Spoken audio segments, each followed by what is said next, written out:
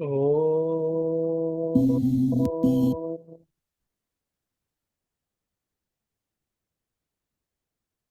ओम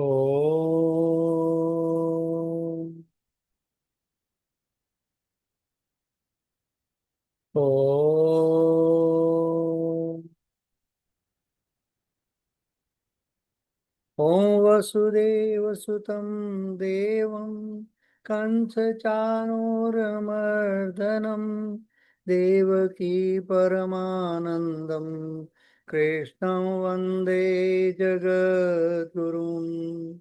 ओम गुरुर्ब्रह्मा गुरुर्विष्णु गुरुर्देवो महेश्वरा गुरुर् साक्षात् परम ब्रह्म तस्मै श्री गुरुवे नमः।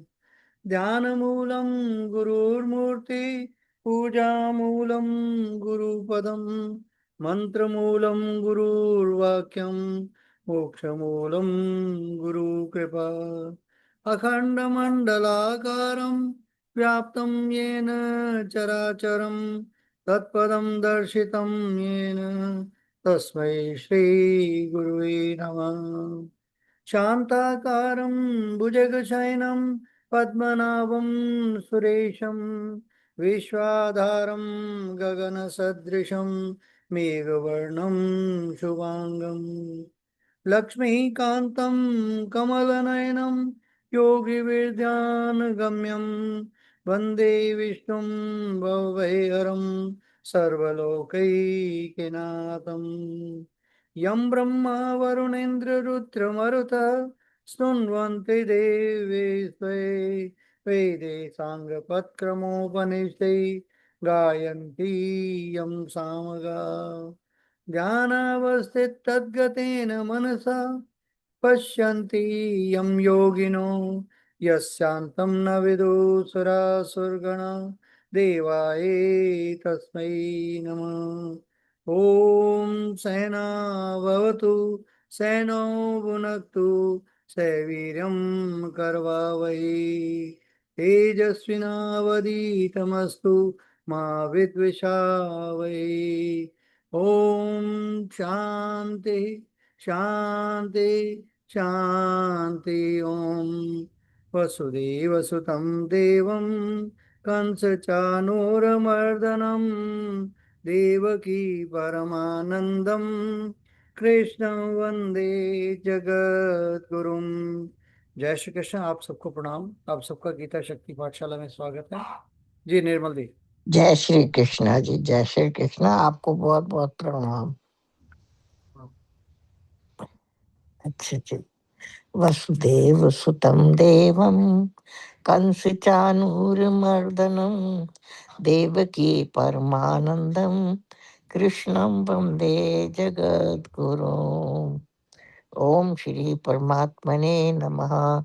अथ श्रीमद् भगवत गीता महात्म्य। गीता शास्त्रमिदं पुण्यं या पठेत प्रयतापुमान् विष्णो पद्मवाप्नोति भयशोकादिवर्जितः। गीता अध्ययनशीलस्य प्राणायामपरस्य च नैव सन्ति हि पापानि पूर्वजन्म कृतानि च। मलनिर्मोचनं पुंसां जलस्नानं दिने दिने सकृद्गीताम्बसि स्नानं संसारमलनाशनं।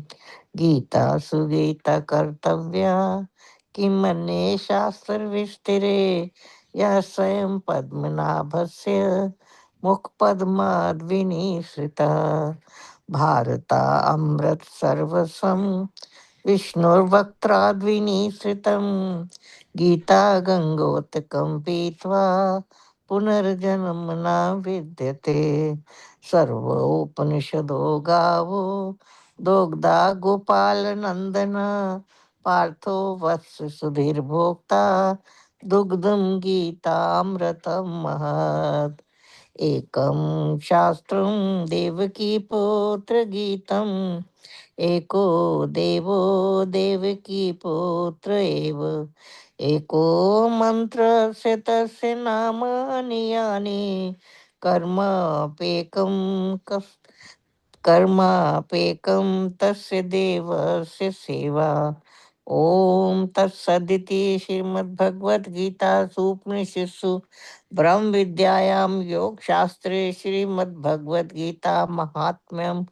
हरि ओम तत्सत, हरि ओम तत्सत, हरि ओम तत्सत। इति श्री कृष्णार्पणम् अस्तु। शुभं भूयात्। वसुदेव सुतं देवं कंसचानूरमर्दनं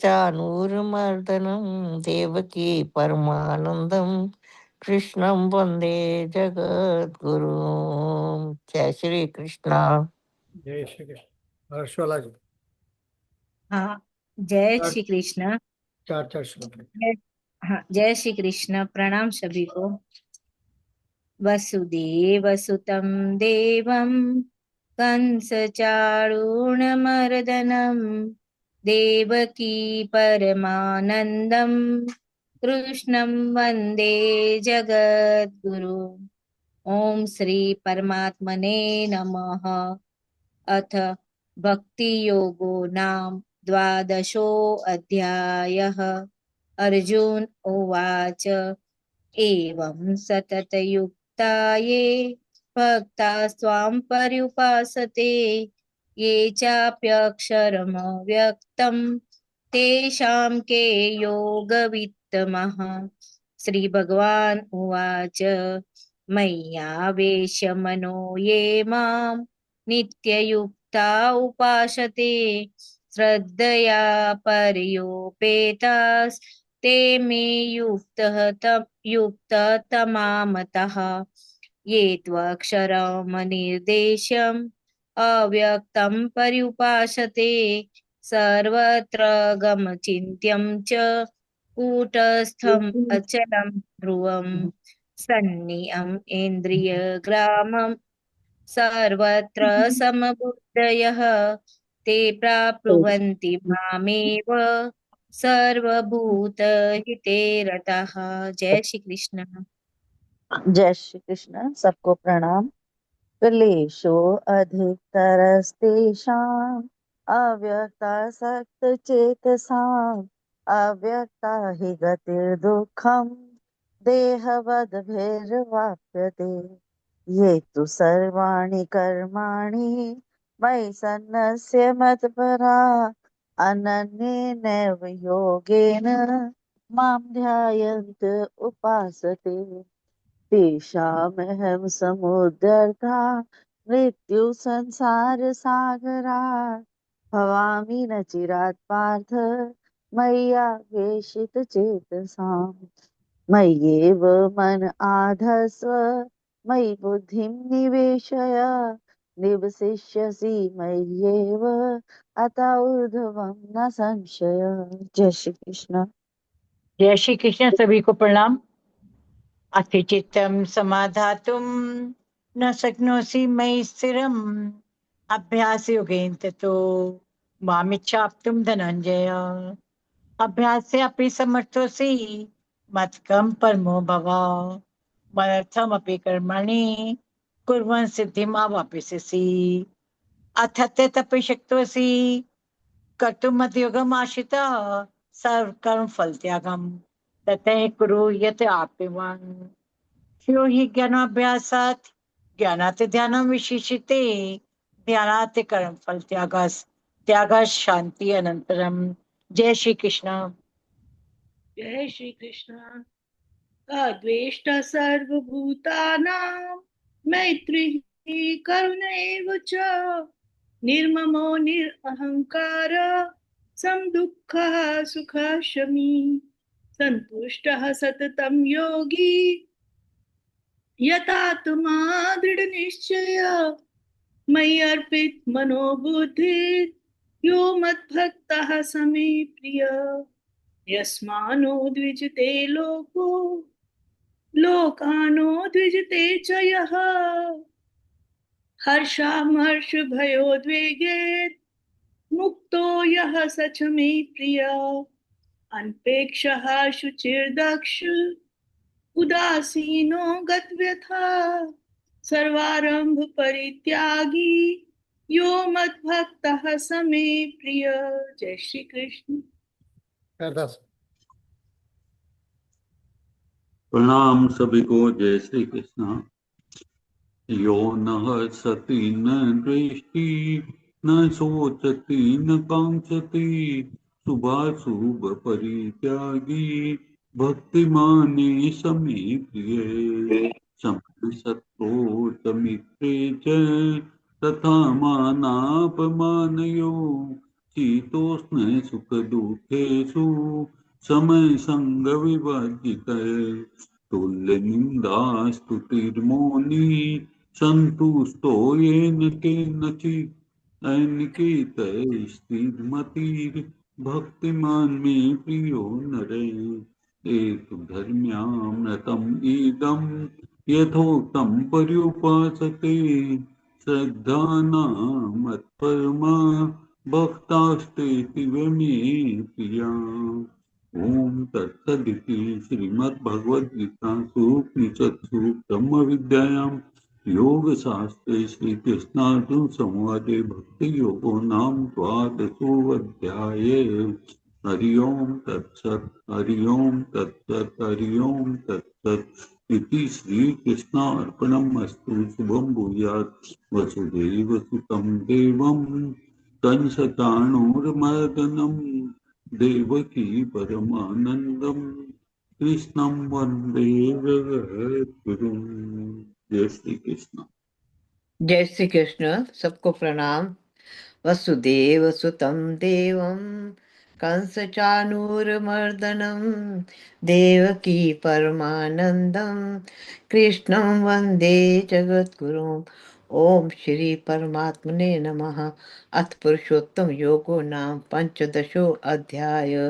श्री भगवानुवाच ऊर्ध्वमूलमधाशाखम् अश्वत्थं प्राहुर्वयम् छन्दांसि यस्य पर्णानि यत्संवेद स वेदवित् अधश्चोर्ध्वं त्रिशतस्य शाखा गुणप्रवेदा विषये प्रयाला मूल्यान्वनुसन्तत अधश्च मूल्यान्वनुसन्ततानि कर्मानुबन्धीनि मनुष्यलोके न रूपमस्ये तथोपलभ्यते नान्तो न चार्दिन्न च सम्प्रतिष्ठा अश्वत्थमेनं सुविरूढमूलम् असङ्गशस्त्रेण दृढेन चित्वा ततः पदं तत्परिमार्गितव्यं यस्मिन् गता न निवर्तन्ति भूया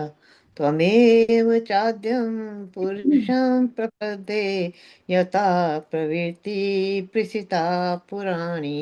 जय श्री कृष्ण। जय श्री कृष्ण। प्रणाम सबको। निर्माण मोहाजित संग दोषा अध्यात्म नित्या विनिवृत्त कामः द्वन्द्वैर्विमुक्तः सुख दुःख संगे गच्छन्त्य मूढा पदमव्ययं तत् नातद्भासते सूर्यो न शशाङ्को न पावकः यत्गत्वा न निवर्तन्ते तद्धाम परमं मम। ममेवांशो जीवलोके जीवभूतः सनातनः मनः षष्ठानि इन्द्रियाणि प्रकृतिस्थानि कर्षति शरीरं यदवाप्नोति यच्चाप्युत्क्रामतीश्वरः गृहीत्वैतानि संयाति वायुर्गन्धानि वाशयात्। जय श्री कृष्ण। प्रणाम। जय श्री जय कृष्ण। श्री कृष्ण। प्रणाम सभी को।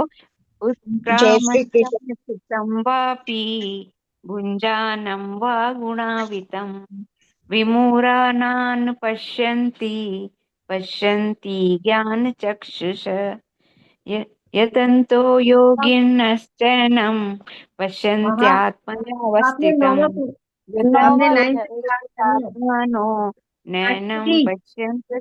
जी जी आपने 9 जी 9 छोड़ दिया आपने। 9 से यतंत पढ़ना। श्रोत्रम से जो आपने पढ़ा था ना दीदी, वो इसीलिए। नहीं पढ़ा। ओके, श्रोत्रम पहले चक्षु आप स्पर्शनं च रसनं घ्राणमेव च अधिष्ठाय मनश्चायं विषयानुपसेवते उत्क्रामन्तं स्थितं वापि भुञ्जानं वा गुणावितं विमूढानानुपश्यन्ति पश्यन्ति ज्ञानचक्षुषा यतन्तो योगिनश्चैनं पश्यन्त्यात्मन्यवस्थितं यतन्तोऽप्यकृतात्मानो नैनं पश्यन्त चेतसा यदादित्यगतं तेजो जगद्भास्यते अखिलं यच्चन्द्रमसि यच्चाग्नो तत्तेजो विधिमामकम्। जय श्री कृष्ण। Thank you. जय श्री कृष्ण। प्रणाम सभी को। अहं वैश्वानरो भूत्वा प्राणिनां देहमाश्रित प्राणापान समायुक्ता गामा विशेष भूतानी, ये छोड़ दिया 13 नंबर आपने। गामाविश्येच भूतानि धारयामहं मोजसा उष्णामि चौषधी सर्वा सोमो भूत्वा रसात्मका अहं वैश्वानरो भूत्वा प्राणिनां देहमाश्रित प्राणापानसमायुक्ता पचाम्यन्नं चतुर्विधं सर्वस्य चाहं हृदि सन्निविष्टो मतः स्मृतिर्ज्ञानं च वेदैश्च सर्वैरहमेव वेद्यो वेदान्तकृद्वेद्विदेव चाहं द्वामिमो पुरुषो लोके क्षरश्चाक्षर एव च क्षरः सर्वाणि भूतानि कूटस्थो अक्षर उच्यते। जय श्री कृष्ण। रश्मि जी, आप भी गामा विषय से 16 तक कीजिएगा। जी। जय श्री कृष्ण। कामाविषय च भूतानि धारयाम्यहं मोजसा पुष्णामि चौषधी सर्वा सोमो भूत्वा रसात्मकः अहं वैश्वानरो भूत्वा प्राणिनां देहमाश्रितः प्राणापानसमायुक्तः पचाम्यन्नं चतुर्विधं सर्वस्य चाहं हृदि सन्निविष्टो मत्तः स्मृतिर्ज्ञानमपोहनं च वेदैश्च सर्वैरहमेव वेद्यो वेदान्तकृद्वेदविदेव चाहम् द्वाविमौ पुरुषौ लोके क्षरशाक्षर एव च क्षरः सर्वाणि भूतानि कूटस्थोऽक्षर उच्यते। जय श्री कृष्ण। जय श्री कृष्ण। उत्तमः पुरुषत्वन्यः परमात्मेत्युदाहिता यो लोकत्रयमाविश्य बिभर्त्य ईश्वरः यस्मात्क्षरम् अतीतोऽहम् अक्षरादपि चोत्तमः अतोऽस्मि लोके वेदे च पुरुषोत्तमः यो मामेवं सम्मूढो जानाति पुरुषोत्तमं स सर्वविद भजति मां सर्वभावेन भारत इति गुहितमं शास्त्रमिदमुक्तं मया नघ एतत् बुद्ध्वा बुद्धिमान् स्यात् कृतकृत्यश्च भारत। ओम तत्स्थिति श्रीमद् भगवत गीता सुपनिषत्सु ब्रह्म विद्यायां योग शास्त्रे श्री कृष्ण अर्जुन संवादे पुरुषोत्तम योगो नाम पंचदशो अध्यायः। हरि ओम तत्सत्। हरि ओम तत्सत्। हरि ओम तत्सत् इति श्री कृष्ण अर्पणमस्तु। शुभम भूयात्। वसुदेवसुतं देवं कंसचाणूरमर्दनं देवकी परमानन्दं कृष्णं वन्दे जगद्गुरुं। जय श्री कृष्ण सबको। भज गोविंदम भज गोविंदम भज गोविंदम भज गोविंदम गोविंदम भज मूढ़मते गोविंदम भज मूढ़मते भज गोविंदम भज गोविंदम भज गोविंदम भज गोविंदम गोविंदम भज मूढ़मते सम्प्राप्ते सन्निहिते काले, सम्प्राप्ते सन्निहिते काले, नहीं नहीं रक्षित डुक्कंकरणे, नहीं नहीं रक्षति डुक्कंकरणे। भज गोविंदम, भज गोविंदम, भज गोविंदम, भज गोविंदम, गोविंदम भज मूढ़मते। मूढ़जहि धनागम तृष्णां, कुरु सद्बुद्धिं मनसि वित्रेषां।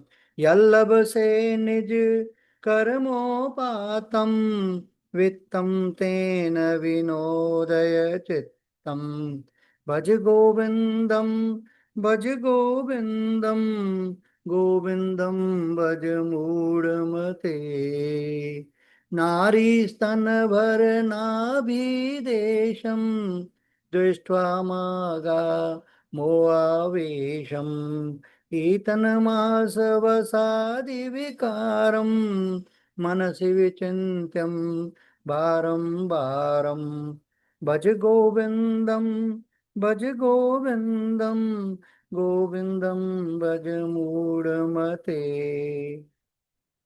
नल नीदल गत जलमति तरलम, तद्जीवतम अतिशय चपलम। विद्य व्याधि अभिमान ग्रस्तम, लोकम शोकहतम च समस्तम। भज गोविंदम, भज गोविंदम, गोविंदम भज मूढ़मते। यावत् वित्तोपार्जन सकता, तावत निज परिवारो रखता। पश्चात जीवत जर जर देहे, वार्ताम कोपि न पृच्छित गेहे। भज गोविंदम, भज गोविंदम, गोविंदम भज मूढ़मते। यावत पवनो निवसत देहे, तावत प्रेक्षत कुशलम गेहे। गतवती वायो देहापाये, भार्या विवयति तस्मिन् काये। भज गोविंदम, भज गोविंदम, गोविंदम भज मूढ़मते। बालस्तावत क्रीडासक्ता, तरुणस्तावत तरुण्यासक्ता।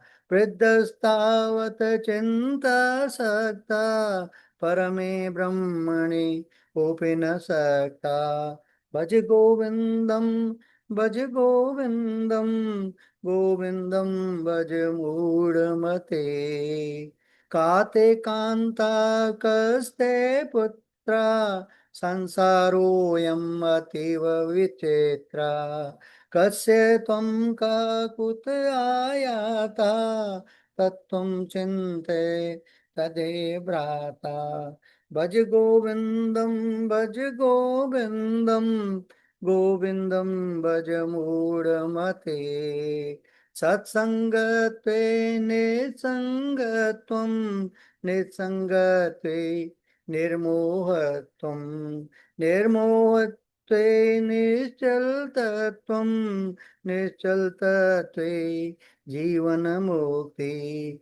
भज गोविंदम, भज गोविंदम, गोविंदम भज मूढ़मते। वैसी गते का काम विकारा, शुष्के नीरे का सारा। हीने वित्ते का परिवारा, ज्ञाते तत्वे का संसारा। भज गोविंदम, भज गोविंदम, गोविंदम भज मूढ़मते। मा कुरु धन जन यौवन गर्वं, हरति निमेषात् काला सर्वं। मायामयम् इदम् अखिलं हित्वा, ब्रह्मपदं त्वं प्रविश विदित्वा। भज गोविंदम, भज गोविंदम, गोविन्दं भज मूढमते दिनयामिन्यो सायं प्रातः शिशिरवसन्तौ पुनरययाता कालक्रीडति गच्छत्तायु तदपि न मुञ्चत् आशावायु भज गोविन्दं भज गोविन्दं गोविन्दं भज मूढमते काते कान्ता धनगत चिन्ता वातुल किं तव नास्ति नियन्ता त्यजगत सज्जन संगतिरेका भवतीव वर्धन वर्तने नौका भज गोविन्दं भज गोविन्दं गोविन्दं भज मूढमते द्वादश मञ्जरे काभिरेशेष कथितो व्याकरण करणस्येष उपदेशो वभु विद्या निपुण्ये श्रीमत शंकर भगवत शरणे भज गोविन्दं भज गोविन्दं गोविन्दं भज मूढमते जटिलो मुंडी लुंचित केशा काषायंबर बहुवृक्त वेश पश्यन्नपि न च पश्यति मूढा उदरनिमित्तं बहुकृतवेश भज गोविन्दं भज गोविन्दं गोविन्दं भज मूढमते अंगं गलितं पलितं मुंडं दशनविहीनं जाततिन्दं विद्धो याति गृहीत्वा दण्डं तदपि न मुञ्चत शापापिण्डम् भज गोविन्दं भज गोविन्दं गोविन्दं भज मूढमते। आइए सब लोग करते हैं। अंगम गलितं पलितं मुंडम अंगम गलितं पलितं मुंडम अंगम गलितं पलितं मुंडम अंगम गलितं पलितं मुंडम दशन विहीनं जातं तुंडम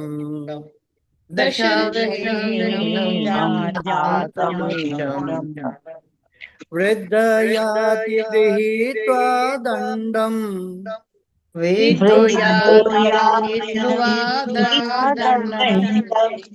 तदपि न मुञ्चति आशापिण्डम्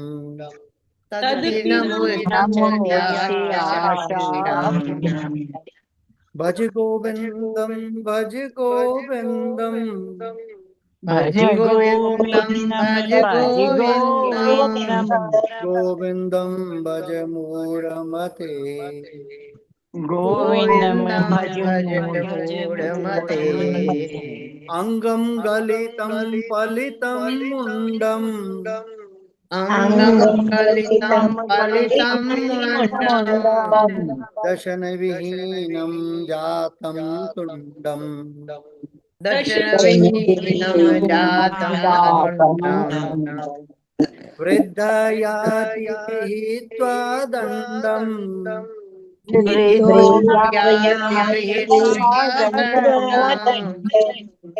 तदपि न मुञ्चति आशापिण्डम् तदपि न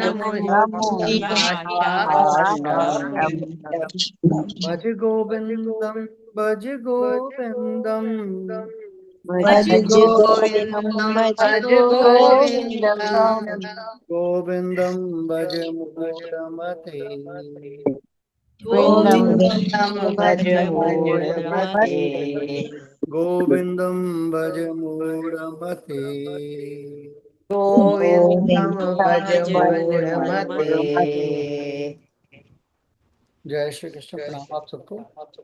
अंगम गलितम पलितम मुंडम अंगम शरीर के अंग गलितम ढीले पड़ गए हैं, कमजोर हो गए हैं, पलितम बाल सफेद हो गए हैं, मुंडम सिर जो सिर वाला भाग है, शरीर वाला भाग जो है वो झुर्रियां पड़ गई हैं। दशन विहीनम, दांतों से रहित हो गए हैं, दांत भी हिलने लग गए हैं, निकलने लग गए हैं। जातम तुंडम, मुख ऐसा हो गया जिसमें दांत भी नहीं रहे। वृद्ध, बूढ़े व्यक्ति हो गए हैं। याति, चलता है। गृहीत्वा दंडम, हाथी में लाठी लेकर चलते हैं। तदपि, फिर भी, न मुंचती, नहीं छोड़ता है। आशा पिंडम, आशाओं और इच्छाओं के समूह को फिर भी नहीं छोड़ता। शरीर कमजोर हो गया है, बाल सफेद हो गए हैं, सिर के बाल झड़ गए हैं, दांत गिर गए हैं। शरीर इतना बूढ़ा हो गया कि चलने के लिए लाठी का सहारा भी लेना पड़ता है। लेकिन इतनी वृद्धावस्था आना के बाद भी मनुष्य अपनी इच्छाओं और आशाओं को छोड़ नहीं पाता है। फिर भी कहता मैं अभी ये भी कर लूं, मैं ये भी कर लूं, ये भी कर लूं, बस इसी चक्कर में फंसा हूं। बिल्कुल, ये भज गोविंदम का 16वां श्लोक है। और इसमें आचार्य श्री शंकराचार्य जी भगवान ने मनुष्य के बुढ़ापे, शरीर की नश्वरता और इच्छाओं की कमी, न खत्म होने वाली प्रवृत्ति को बहुत मार्मिक ढंग से समझाया। इस श्लोक की सबसे बड़ी बात यह है कि शरीर बूढ़ा हो जाता है लेकिन इच्छाएं बूढ़ी कभी नहीं होती हैं। इसलिए कहते हैं अंगम गलितम पलितम मुंडम दशन विहीनम जातम तुंडम वृद्धो याति गृहीत्वा दंडम तदपि न मुंचति आशा पिंडम। आशा पिंडम, आशाएं छोड़ता नहीं। आइए इसके सरल शब्दार्थ को समझते हैं। अंगम, शरीर के अंगम, शरीर के अंग। गलितम, ढीले पड़ गए, कमजोर हो गए। पलितम, बाल सफेद हो गए। मुंडम, शरीर, जो सिर है, शरीर का सिर वाला भाग जो है, ऊपर वाला भाग। दशन विहीनम, दांतों से रहित हो गया। जातम तुंडम, मुख ऐसा हो गया जिसमें दांत भी नहीं रहे। वृद्ध, बूढ़ा व्यक्ति। याति, चलता है। गृहीत्वा दंडम, हाथ में लाठी लेकर। तदपि, फिर भी। न मुंचति, नहीं छोड़ता है। आशा पिंडम, आशाओं और इच्छाओं के समूह को। बहुत सरल भावार्थ। यानी शंकराचार्य जी यहाँ पर कह रहे हैं शरीर कमजोर हो गया, बाल सफेद हो गए, सिर के बाल झड़ गए, दांत गिर गए, शरीर इतना बूढ़ा हो गया कि चलने के लिए लाठी का सहारा लेना पड़ता है। लेकिन इतनी वृद्धावस्था आने के बाद भी मनुष्य अपनी इच्छाओं और आशाओं को छोड़ नहीं पाता। यानी शरीर कहता है अब मैं थक गया हूं, लेकिन मन कहता है मुझे अभी और चाहिए। यही श्लोक की मार्मिकता है। पहली पंक्ति, शरीर का परिवर्तन। अंग गलितम, यानी शरीर के अंग कमजोर हो गए हैं। युवावस्था में व्यक्ति सोचता है मेरे पास बहुत समय है, वह दौड़ता है, काम करता है, योजनाएं बनाता है, लेकिन धीरे धीरे शरीर अपनी शक्ति खोने लगता है। घुटने कमजोर होते हैं, कमर झुकने लगती है, चलने में कठिनाई होती है, हाथ पैर पहले जैसे मजबूत नहीं रहते। पलितम मुंडम, बाल सफेद और सिर खाली। पलितम, सफेद बाल। युवावस्था में काले बाल देखकर व्यक्ति को लगता है कि जीवन अभी बहुत लंबा है। फिर एक दिन आईने में सफेद बाल दिखाई देने लगते हैं, फिर बाल कम होने लगते हैं, फिर सिर पर बाल बहुत कम रह जाते हैं एकदम। आचार्य शंकराचार्य जी हमें शरीर के इन परिवर्तनों को याद दिलाकर कहते हैं जिस शरीर पर तुम्हें इतना गर्व है वह निरंतर बदल रहा है। दशन विहीनम जातम तुंडम, दशन अर्थात दांत। दशन विहीनम, दांतों से रहित। बुढ़ापे में दांत कमजोर हो जाते हैं या गिर जाते हैं। जो व्यक्ति कभी कठोर भोजन आसानी से खा सकता था, उसे बाद में नरम भोजन की आवश्यकता पड़ सकती। यह शरीर की अनित्यता का एक बहुत सीधा उदाहरण है। ये हमें एक संकेत देते हैं अब भी संभल जाओ, अब भी संभल जाओ, अब तो कुछ भगवान का स्मरण कर लो। वृद्धो याति गृहीत्वा दंडम, अब स्थिति यहां तक पहुंच गई कि बूढ़ा व्यक्ति हाथ में लाठी लेकर चलता है। यहाँ दंड केवल लाठी नहीं है, ये शरीर की कमजोरी का प्रतीक है। युवावस्था में हम अपने पैरों पर भरोसा करते हैं, वृद्धावस्था में हमें सहारे की आवश्यकता पड़ती है। लेकिन ध्यान दीजिए, शरीर को सहारे की आवश्यकता हो गई, फिर भी इच्छाओं को सहारे की आवश्यकता नहीं। इच्छाएं अभी भी दौड़ रही हैं, अब आता है श्लोक का सबसे गहरा भाग। तदपि न मुंचति आशा पिंडम, फिर भी वह आशाओं के समूह को छोड़ता नहीं है। यही इस पूरे श्लोक का केंद्र है। शंकराचार्य जी शरीर और मन के बीच एक बहुत बड़ा अंतर दिखाते हैं। शरीर बूढ़ा होता है लेकिन इच्छाएं अपने आप बूढ़ी नहीं होती। इच्छा की कोई उम्र नहीं होती। ये बात आज भी बिल्कुल सही दिखाई देती है। एक बच्चा कहता है मुझे खिलौना चाहिए, युवा कहता है मुझे नौकरी चाहिए, फिर मुझे पैसा चाहिए, फिर मुझे अपना घर चाहिए, फिर मुझे बड़ा घर चाहिए, फिर मुझे और संपत्ति चाहिए, फिर मेरे बच्चों का भविष्य सुरक्षित होना चाहिए, फिर मेरे पोते पोतियों का, दोते दोतियों का भविष्य सुरक्षित होना चाहिए। इच्छाएं एक के बाद दूसरी आती रहती हैं। इसलिए समस्या केवल इच्छा होने में नहीं, बल्कि इच्छा के पीछे लगातार भागते रहने में। आशा का अर्थ यहाँ क्या है? यहाँ आशा का अर्थ सकारात्मक उम्मीद नहीं है, जैसे भगवान पर भरोसा कि सब अच्छा होगा। यही ये अच्छी आशा हो सकती है, लेकिन यहाँ आशा पिंडम का अर्थ है संसार से लगातार कुछ पाने की अपेक्षाओं और इच्छाओं का समूह। जैसे ये, जब ये मिल जाएगा तब मैं खुश हूं, फिर वह मिल जाता है, फिर अब अगली चीज मिल जाए तो मैं खुश हूं। यही चक्र चलता रहता है। एक बहुत सरल उदाहरण, मान लीजिए किसी व्यक्ति के पास एक छोटा सा घर है। वह सोचता है अगर मेरा घर थोड़ा बड़ा हो जाए तो मैं खुश हो जाऊंगा। घर बड़ा जाता है, कुछ समय बाद अगर मेरे पास अच्छी कार हो जाए तो मैं खुश हो जाऊं। कार आ जाती है, फिर अगर मेरे पास पैसा हो जाए तो फिर, अगर लोग मेरा सम्मान करें, फिर अगर मेरे बच्चे सफल हो जाएं, और जीवन चलता रहता है।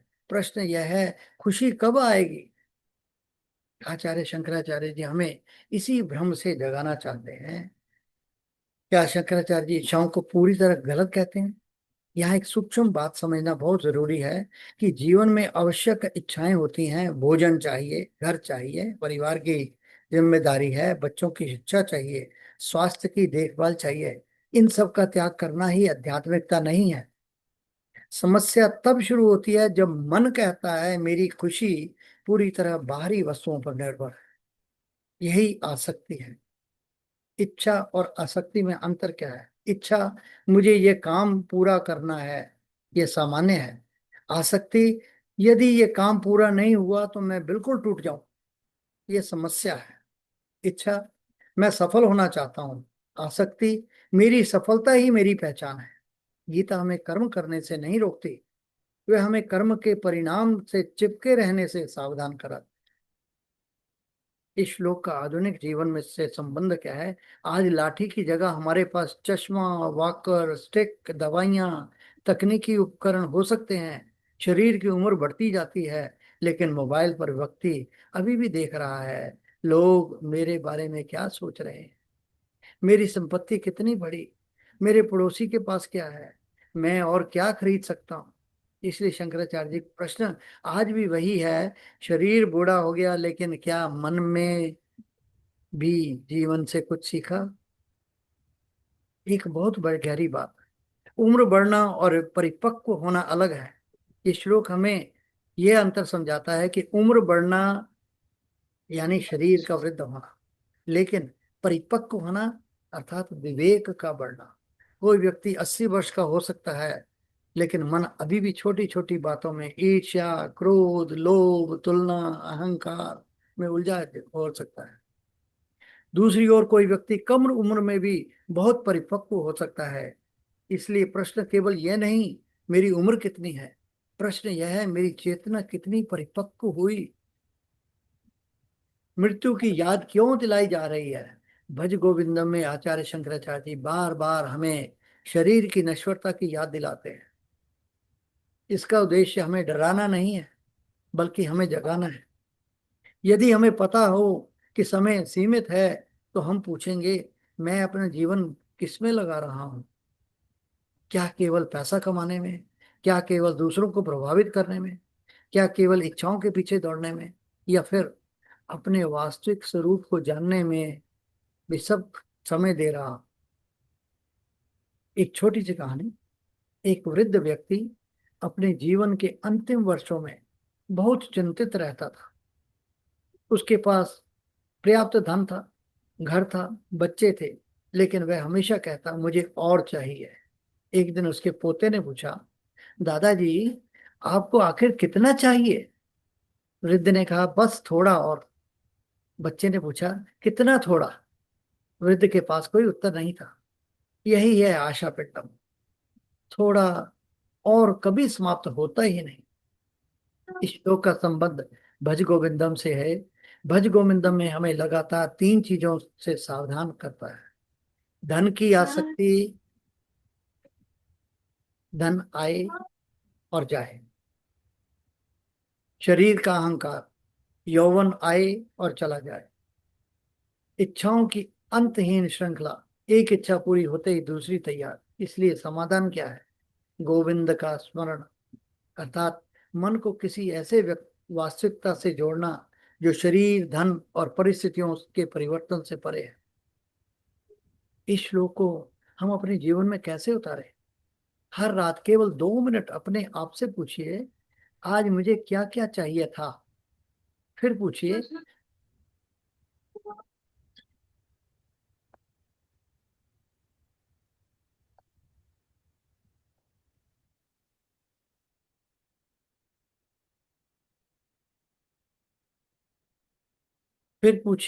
अगर ये सब मुझे मिल भी जाए तो क्या मेरी सारी चिंता समाप्त हो जाएगी? फिर तीसरा प्रश्न, क्या मैं उस शांति को अभी इसी क्षण भीतर खोज सकता हूं? यही आत्मचिंतन धीरे धीरे इच्छाओं की पकड़ को कमजोर करता है। इस श्लोक का सार क्या है?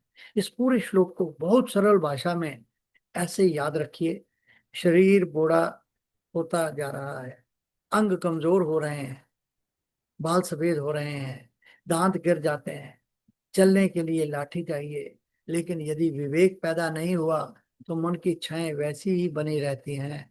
इसलिए केवल उम्र बढ़ना पर्याप्त नहीं है, जीवन के साथ भीतर का ज्ञान भी बढ़ना चाहिए।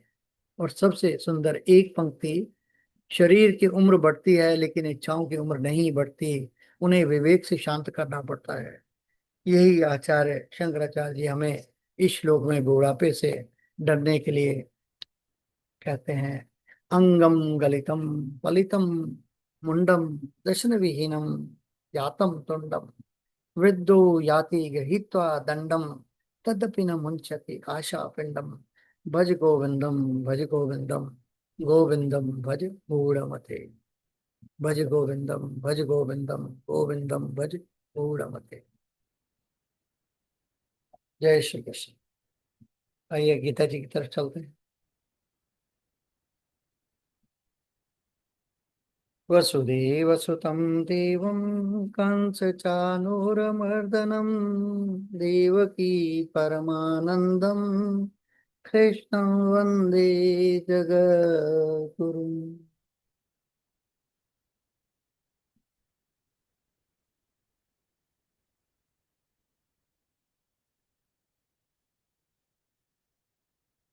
बहिरन्तश्च भूतानाम् अचरं चरमेव च सूक्ष्मत्वात् अधिविज्ञेयं दूरस्थं चान्तिके च तत्। बहिरन्तश्च भूतानाम् अचरं चरम् एव च सूक्ष्मत्वात् विज्ञेयं दूरस्थं चान्तिके च तत्।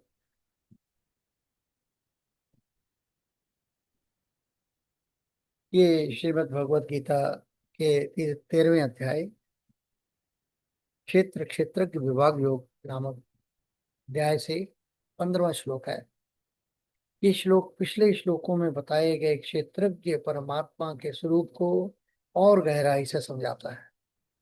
यहाँ भगवान ये बताते हैं कि परमात्मा सभी प्राणियों के बाहर भी है और भीतर भी, स्थिर भी है और गतिशील भी, अत्यंत सूक्ष्म होने के कारण इंद्रियों के पकड़ में नहीं आते हैं और फिर भी हमसे दूर नहीं, हमारे बिल्कुल निकट है।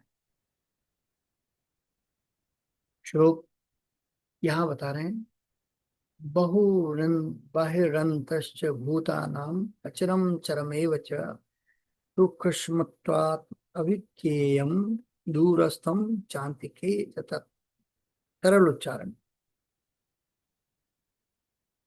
बहिरन्तश्च भूतानाम् अचरम चरमेव च सूक्ष्मत्वात् तदज्ञेयं दूरस्थं चान्तिके च तत्। सरल शब्दार्थ। बहिर बाहर, अंत भीतर, च और भूतानाम सभी प्राणियों के, अचरम स्थिर स्वयं गति न करने वाला, चरम चलने वाला, गतिशील, एव च एव माने और, च भी, सूक्ष्मत्वात् अत्यंत सूक्ष्म होने के कारण, तथा वह परम सत्य परमात्मा, अविज्ञेय साधारण इंद्रियों और मन से पूरी तरह जाना नहीं जा सकता, इसलिए अविज्ञेय, दूरस्थम बहुत दूर स्थित, च और अंत के बहुत पास, च तक वह परमात्मा ही। बहुत सरल भगवान भावार्थ से भगवान कहते हैं परमात्मा सभी जीवों के बाहर भी है और भीतर भी। वे स्थिर भी हैं और संसार की सारी गति के आधार भी हैं। वे इतने सूक्ष्म हैं कि सामान्य इंद्रियों और मन में से उन्हें पूरी तरह जाना भी नहीं जा सकता। वे अज्ञानी व्यक्ति को बहुत दूर लगते हैं, लेकिन जो उन्हें अपने भीतर खोजता है उसके लिए वे सबसे निकट है। इसीलिए बार बार हम कहते हैं सर्वस्य च हम हृदय सन्निविष्ट। ये श्लोक वास्तव में हमें ईश्वर को बाहर खोजने से भीतर खोजने की यात्रा कराता है। बहिरंतश्च भूतानाम, भगवान बाहर भी हैं और भीतर भी। ये इस श्लोक का पहला बहुत महत्वपूर्ण विचार है। भगवान केवल मंदिर में नहीं है, वे हमारे भीतर हैं, आपके भीतर हैं, प्रत्येक जीव के भीतर हैं, प्रकृति में हैं, पूरे ब्रह्मांड में व्याप्त हैं। इसका अर्थ यह नहीं कि भगवान किसी शरीर के अंदर बैठे हुए कुछ छोटा व्यक्ति है, बल्कि चेतना के रूप में वही परम सत्य सभी में विद्यमान है। जैसे एक ही बिजली अलग अलग उपकरणों में अलग अलग रूप से दिखाई देती है, बल्ब में प्रकाश, पंखे में गति, फ्रिज में ठंडक, कंप्यूटर में कार्य। उपकरण अलग हैं लेकिन विद्युत शक्ति एक ही है। इसी प्रकार शरीर अलग अलग हैं लेकिन उनके पीछे चेतना का मूल आधार केवल एक ही है। एक और सुंदर उदाहरण, आकाश। आप एक कमरे में बैठे हैं, क्या कमरे के अंदर आकाश है? हाँ। क्या कमरे के बाहर भी आकाश है? हाँ। वास्तव में आकाश को कमरे ने बांटा नहीं है, दीवारों ने केवल हमें ऐसा अनुभव कराया है कि ये अंदर का आकाश है और ये बाहर का आकाश है। इसी प्रकार परमात्मा किसी शरीर में वास्तव में सीमित नहीं है। हम कहते हैं ये मेरा शरीर है, ये उसका शरीर है, लेकिन चेतना का मूल आधार किसी एक शरीर तक सीमित नहीं। अचरम चरमेव च, स्थिर भी और गतिशील भी। ये सुनने में विरोधाभास जैसा लगता है। भगवान कहते हैं अचरम यानी स्थिर और चरम यानी गतिशील। एक ही परम सत्य स्थिर भी कैसे और गतिशील भी कैसे, इसे बहुत सरल तरीके से समझने की चेष्टा करते हैं। समुद्र और लहरें। समुद्र स्वयं एक विशाल जल राशि है, उसमें लहरें उठती हैं और चलती हैं। एक लहर कहती है मैं चल रही हूँ, लेकिन वास्तव में लहर की गति का आधार क्या है? समुद्र। लहर चल रही है लेकिन समुद्र उसके पीछे आधार है। इसी प्रकार संसार में शरीर चलते हैं, मन विचार करता है, इंद्रियां काम करती हैं, ग्रह चलते हैं, प्रकृति बदलती रहती है, लेकिन इन सभी परिवर्तनों के पीछे जो चेतना का आधार है वह स्वयं इन परिवर्तनों से परे है। इसलिए कहा अचरम चरमेव च। एक महत्वपूर्ण आध्यात्मिक संतर हमारे गुरु जी एक सेकंड डिस्टर्ब कर रहा हूँ, एक सेकंड। इसमें जो नीचे आ रहा है वो सर्वेंद्रिय गुणा भाषाम 14 श्लोक का आ रहा है, ऊपर श्लोक 15वां कर रहा है अपना। जी हमें लिखना था, बस समय नहीं मिल पाया तो उसकी अच्छा वजह से। ठीक है ठीक है ठीक है गुरु जी, ठीक है, प्रणाम प्रणाम, सॉरी सॉरी डिस्टर्ब।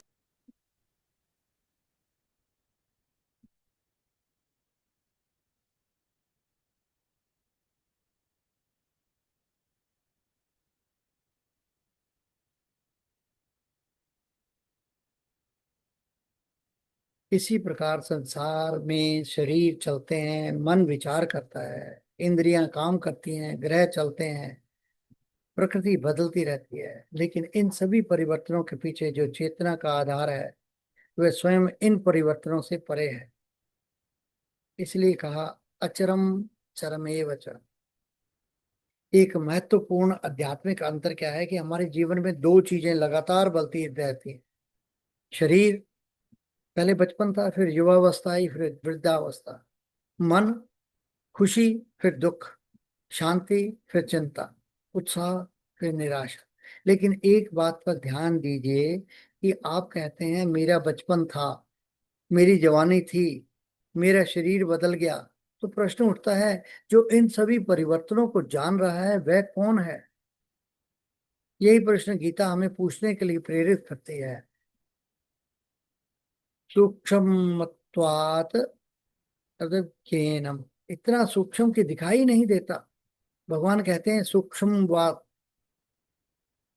अत्यंत सूक्ष्म होने के कारण उसे सामान्य इंद्रियों से नहीं जाना जा सकता है। हम आंखों से क्या देखते हैं? रूप, कानों से ध्वनि, नाक से गंध, जीभ से स्वाद, त्वचा से स्पर्श। लेकिन चेतना इससे, इनमें से किसी इंद्रिय का विषय नहीं है। आप अपनी आंख से और आंखों को सीधे नहीं देख सकते। आप अपनी ही आंख से अपनी आंख को सीधे नहीं देख सकते। आप आंख से संसार को देखते हैं। इसी तरह चेतना वह है जिसके कारण देखना संभव है। इसलिए चेतना स्वयं देखने की वस्तु नहीं बल्कि देखने की शक्ति का आधार है। एक बहुत सरल उदाहरण, टॉर्च। मान लीजिए आपके हाथ में टॉर्च है। टॉर्च की रोशनी से आप कमरे की चीजें देख सकते हैं, आप टॉर्च से सब कुछ देख सकते हैं। लेकिन क्या आप उसी प्रकाश से ये पूछ सकते हैं मैं प्रकाश को बाहर से कैसे देखूं? प्रकाश स्वयं दूसरों को प्रकाशित करता है। इसी प्रकार चेतना मन, विचार, भावनाएं और अनुभवों को प्रकाशित करती है। इसलिए आत्मा,